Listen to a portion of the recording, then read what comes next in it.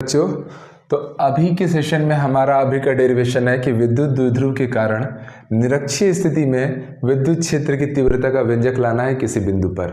बिना समय गंवाए हम इस डेरिवेशन को कंप्लीट करते हैं। अक्षीय स्थिति पे हम पहले ही पढ़ चुके हैं, ये उसी का दूसरा पार्ट है। द्विध्रुव के कारण निरक्षीय स्थिति में अब हमको विद्युत क्षेत्र की तीव्रता ज्ञात करनी है। तो सबसे पहले तो चलिए, मैंने डायग्राम पहले से बना रखा है, आप देख सकते हैं कि ये है आपका एक द्विध्रुव, और इस द्विध्रुव के कारण आप लोगों को सबको पता है द्विध्रुव एक बहुत छोटे से डिस्टेंस पे होते हैं, और ये टोटल डिस्टेंस की वैल्यू कितनी होती है, तो 12 होती है।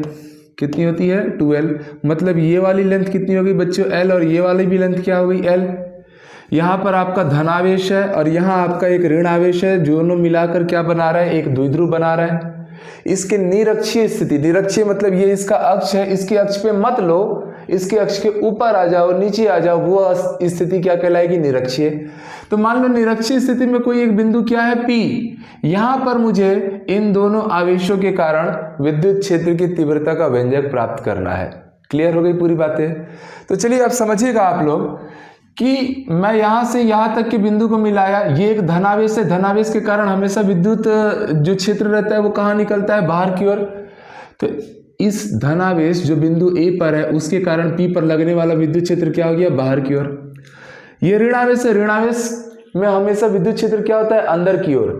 तो इस ऋणावेश के कारण लगने वाला विद्युत क्षेत्र जिसको हमने क्या लिया है? E2, वो क्या है? अंदर की ओर लग रहा है। दोनों ही लंबाई समान है, मतलब आप इतना बात तो समझ पा रहे हैं कि इस पूरे जो त्रिभुज बन रहा है ए, बी और पी में दोनों कोण एक समान है, आधार समान है, लंबाई समान है। तो ए पी और बी पी का मान भी आपस में क्या आने वाला है? बराबर आएगा। चलो इस पे बाद में बात करेंगे, ठीक है? बस इसको एज ए रिजल्ट हमने यूज कर लिया।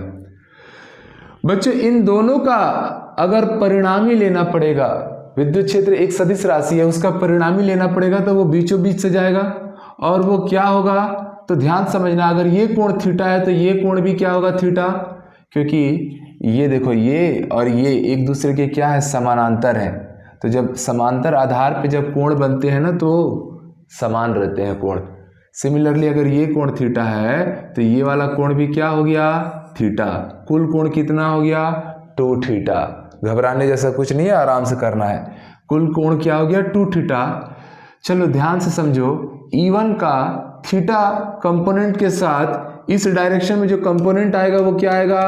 E1 cos theta. E2 भी थीटा के साथ थीटा कोण बना रहा है ना इस येलो वाली लाइन के साथ, तो इसका भी डायरेक्शन क्या आ जाएगा? E2 cos theta. मतलब जो कुल परिणामी विद्युत क्षेत्र आने वाला है वो क्या हो जाएगा? E1 cos theta plus E2 cos theta, क्योंकि दोनों की दिशाएं क्या हो गई? आपस में एक दूसरे के अनुदिश हो गई। ठीक है, चलिए सबसे पहले हम लोग कुल परिणामी विद्युत बल रेखा विद्युत क्षेत्र निकालने से पहले एक एक आवेश को पकड़ के बिंदु P पर उनका व्यक्तिगत विद्युत क्षेत्र पहले निकालना पड़ेगा। तो ध्यान से सुनना, यहां पर हम लोग ले रहे हैं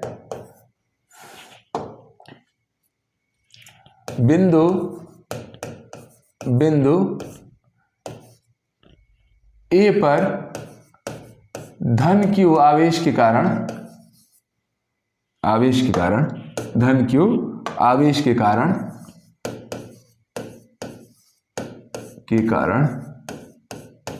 बिंदु P पर विद्युत क्षेत्र की तीव्रता, बिंदु P पर जैसा जैसा लिख रहे हैं वैसा वैसा ही आपको बोर्ड में लिखना है, तब पूरे में पूरा नंबर मिलेगा। पर विद्युत क्षेत्र की तीव्रता, क्योंकि आप लिखने में कमी करोगे ना तो वो नंबर देने में कमी करने लगेंगे। विद्युत क्षेत्र भी लिख के मत आ जाना, विद्युत क्षेत्र की तीव्रता ला रहे हो, दोनों में फर्क है। विद्युत क्षेत्र एक सदिश राशि है, विद्युत क्षेत्र की तीव्रता उस सदिश राशि का परिमाण है। तो इसे हमने किससे निरूपित किया है? इसे हमने E1 से निरूपित किया है बच्चों, और ये हमेशा क्या आएगा? 1/4 पाई एप्सिलॉन नॉट Q अपॉन उनके बीच की दूरी। तो इनके बीच की दूरी क्या दिख रही है? AP दिख रही है। AP का क्या करना पड़ेगा? होल स्क्वायर करना पड़ेगा। ये बन गया समीकरण नंबर 1। उसी प्रकार से बिंदु B पर बी पर, अच्छा इसकी दिशा कहाँ रहेगी, तो आप लोग साफ साफ समझ पा रहे हैं, ए से पी दिशा में रहेगी, बाहर की ओर एपी दिशा में। इनकी दिशा कहाँ है, ए से पी की डायरेक्शन में। बिंदु बी पर जो ऋण आवेश है, माइनस क्यू आवेश है, इसके कारण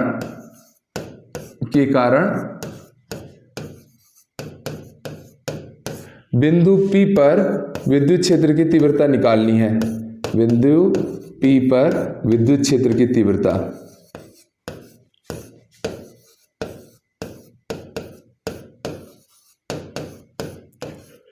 इसे हम किससे निरूपित किए हैं, E2 से। माइनस क्यू आवेश वाला विद्युत क्षेत्र को किससे निरूपित किया गया है, E2 से।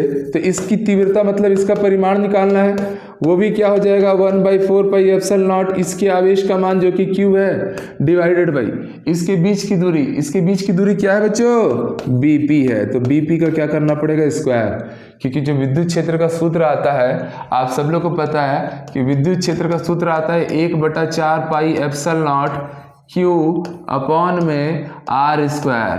R वो दूरी होती है जिस बिंदु से आपको लेना है और जिस बिंदु पर आप लोग को विद्युत क्षेत्र की तीव्रता को ज्ञात करना है, इनकी बीच की दूरी ही आपकी क्या होती है, R होती है। ठीक है, चलिए ये मान लीजिए समीकरण नंबर 2 हो गया। अब सोचने वाली बात यह है कि जो द्विध्रुव का केंद्र ये है, द्विध्रुव के केंद्र से लेकर जिस बिंदु पर आपको ज्ञात करना है, इसके बीच की दूरी हम हमेशा की तरह क्या मान रहे हैं, R मान रहे हैं। ठीक है, तो अगर मैं यहां से इस एक ट्रायंगल को ध्यान से देखूं, या कोई एक छोटा आधा हिस्सा ये वाला ट्रायंगल ले लो, APO को ले लो, तो APO ट्रायंगल में आप लोग देख पाएंगे इन ट्रायंगल APO, AOP भी बोल सकते हो, सॉरी AOB लिखा गया है, AOP करो उसको, AOP।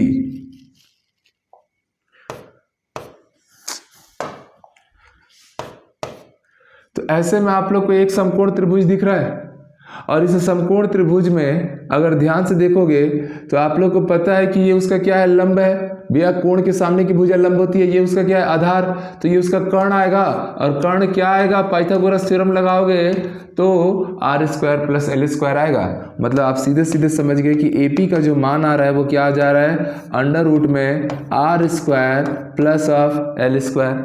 चलो यहीं से एक और मान भी ला लेते हैं हम लोग, वह है इसके cos थीटा का मान। आगे काम आने वाला है। cos थीटा हमेशा की तरह क्या होता है, आधार बटा कर्ण। आधार क्या है यहाँ पर, L है, और कर्ण का मान तो अभी अभी आप लोग ला चुके हो, क्या, R² प्लस ऑफ L²। ये दो मान का अब हम लोग उपयोग करेंगे। कहाँ उपयोग करेंगे, तो अगर आपने ये पूरी चीज़ों को नोट कर लिया होगा तो ध्यान से समझेंगे कि जो नेट इलेक्ट्रिक फील्ड आएगा, कुल विद्युत क्षेत्र इस संपूर्ण द्विध्रुव के कारण, दोनों ही आवेशों के कारण, तो दोनों आवेशों के कारण जब विद्युत क्षेत्र की तीव्रता लेनी पड़ेगी तो हम लोग को उन दोनों का क्या करना पड़ेगा, योग लेना पड़ेगा, क्योंकि दोनों की दिशाएं क्या है, एक समान है। तो इस हिसाब से आप लोग सीधे सीधे देख पा रहे हैं कि फाइनल रिजल्ट क्या आ रहा है, E1 cos theta plus E2 cos theta. ध्यान समझना, E1 cos theta plus E2 cos theta. अब कहानी में एक नया बात जो जुड़ने वाला है उसको ध्यान से देखो कि इन दोनों ही आवेशों का परिमाण क्या था, एक समान। इनके बीच की दूरी AP और BP भी क्या थी, एक समान। दोनों का मान भी बराबर है, आवेश भी समान है।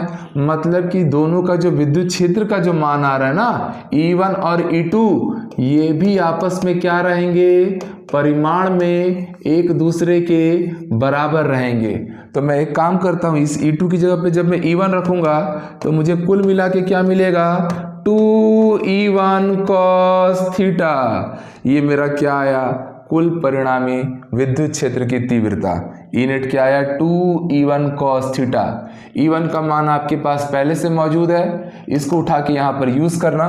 तो चलो हम अगले पेज में इसको बनाते हैं।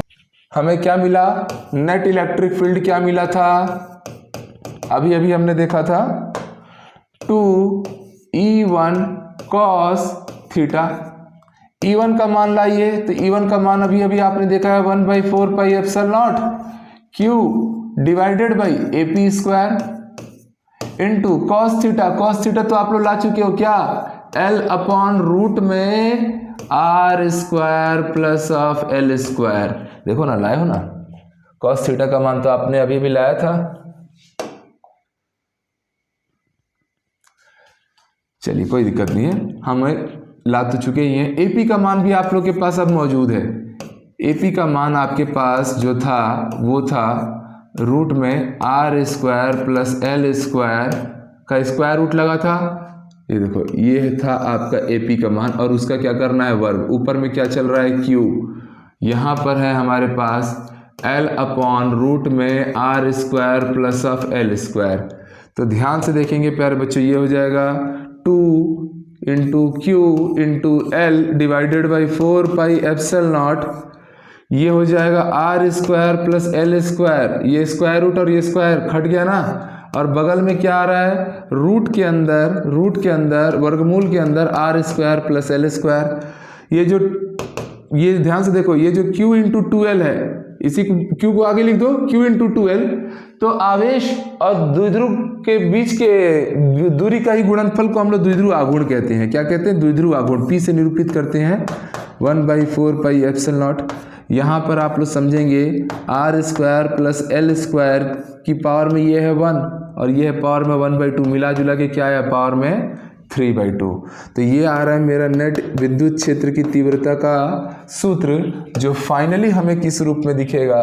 तो ई नेट इक्वल टू प्यारे बच्चों को अब दिखने वाला है, ऊपर में तो P आ चुका है, नीचे में याद रखें 4 पाई एप्सिलॉन नॉट।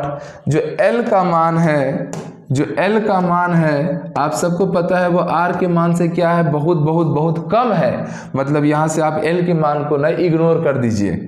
तो जैसे ही आप इग्नोर करेंगे तो आप क्या पाएंगे, आर स्क्वायर की पावर में 3/2, ये 2 कैंसिल होगा, और नेट इलेक्ट्रिक फील्ड का जो सूत्र मिलेगा मुझे वो मिलेगा P अपॉन में 4 पाई एप्सिलॉन नॉट R की पावर 3। ठीक है, यह है आप लोग का निरक्षीय स्थिति में आने वाले द्विध्रुव के कारण विद्युत क्षेत्र का तीव्रता का फाइनल फॉर्मूला। ठीक है, अक्षीय स्थिति में 2p आया था याद रखो, और निरक्षीय स्थिति में क्या आया है, केवल p आया है। द्विध्रुव जब भी आएगा ना तब नीचे में समझ लेना r की पावर में 1 बढ़ा देना, 3 कर देना। 3 अगर पोल्स आ जाए, 3 अलग अलग चार, तो r की पावर में क्या आ जाएगा 4। 5 आ जाए, पेंटागन टाइप का अगर स्ट्रक्चर आ जाए, साइक्लोपेंटेन टाइप का, तो r की पावर में क्या आ जाएगा 6 आ जाएगा। ये छोटा सा ट्रिक है और कुछ नहीं। ठीक है, अच्छा अगर दिशा की बात की जाएगी कि इसका दिशा कहाँ रहेगा, तो आप लोग साफ साफ देख पा रहे हो कि ये है आपका एक x, येलो वाली लाइन को ध्यान से देखो, और ये लाइन देख रहे हो, ये इसके पैरेलल है कि नहीं है। मतलब कि जो परिणामी विद्युत क्षेत्र आ रहा है उसकी जो दिशा आ रही है वो द्विध्रुव के अक्ष के समानांतर आ रही है। और कहाँ आ रही है, तो आप देख रहे हो दाएं से बाएं आ रही है। दाएं साइड कौन था, धनावेश, बाएं साइड कौन है, ऋणावेश। कहने का मतलब है कि जो दिशा आएगी निरक्षीय स्थिति में वो द्विध्रुव के अक्ष के समानांतर धनावेश से ऋणावेश की ओर आएगी। तो कभी भी आप लोग जब डेरिवेशन को फाइनली सॉल्व कर लो बच्चों, तो उसके लास्ट में आप लोग को उसकी दिशा भी जरूर दिखानी है। तो इसकी दिशा कहाँ से कहाँ आई, तब आपको बोर्ड में पूरा नंबर मिलेगा और आपकी कॉपी बाकी लोगों से थोड़ी अलग भी दिखेगी। ठीक है, द्विध्रुव के अक्ष के समानांतर धनावेश से ऋणावेश की ओर। तो ये था हमारा निरक्षीय स्थिति में विद्युत क्षेत्र की तीव्रता का व्यंजक एक द्विध्रुव के कारण।